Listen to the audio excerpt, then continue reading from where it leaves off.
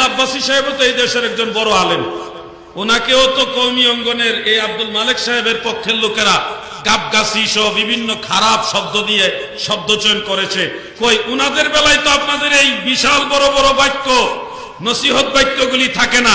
কে আব্বাসী সাহেবরে গালি দিলে তখন জায়েজ, আর আব্দুল মালেক সাহেবরে গালি দিলে তখন না জায়েজ।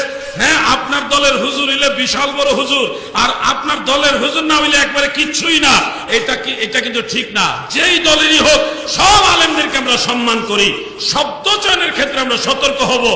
আমি বলবো বাইতুল মুকাররম একটা আমাদের জাতীয় মসজিদ, একটা গুরুত্বপূর্ণ জায়গা, জাতীয় পর্যায়ের একটা গুরুত্বপূর্ণ জায়গা। সেখান থেকে যখন বলা হবে যে মুসলমানের ঈদ দুইটা, এছাড়া আর কোনো ঈদ নাই, তখন তো বোঝা যায় ওনার স্টাডি একেবারেই সীমিত। কারণ জুমার দিন মুসলমানের ঈদের দিন, আরাফার দিন মুসলমানের ঈদের দিন, আইয়ামে তাশরিকের দিনগুলি মুসলমানের ঈদের দিন, আর সলফে সালিহিনের আমল থেকে আমরা জানি সব ঈদের চেয়ে বড় ঈদ আনন্দের দিন নবীর আগমনের দিন। ঠিক কিনা বলে? উনি হিট করেছেন নবীজির মিলাদের ঈদের উপরে, এটা তো স্বাভাবিক কষ্ট লাগবেই। অতএব মাসুককে আমি দোয়া জানাই, তার সাহসিকতার জন্য প্রতিবাদ করতে হবে। নবীর বিরুদ্ধে যেই দাঁড়াবে ছাড় দেওয়া যাবে না। সুন্নিয়তের পক্ষে কথা বলতে হবে, ইসলামের পক্ষে, নাস্তিকদের বিরুদ্ধে, নবীর সৈনিকদের পক্ষে কথা বলতে হবে।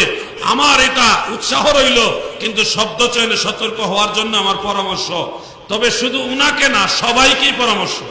বাতিল নজদিদের মুখের ভাষা যে কি খারাপ, এগুলি আমরা কমেন্ট সেকশনে মাঝে মধ্যে ঢুকে বিব্রত হই যে এরা কি কোনো পারিবারিক শিক্ষা পায় নাই, না উস্তাদের কাছ থেকে শিক্ষা পায় নাই। কোনো ভাবেই এদের শব্দচয়ন মারাত্মক, ভয়ঙ্কর।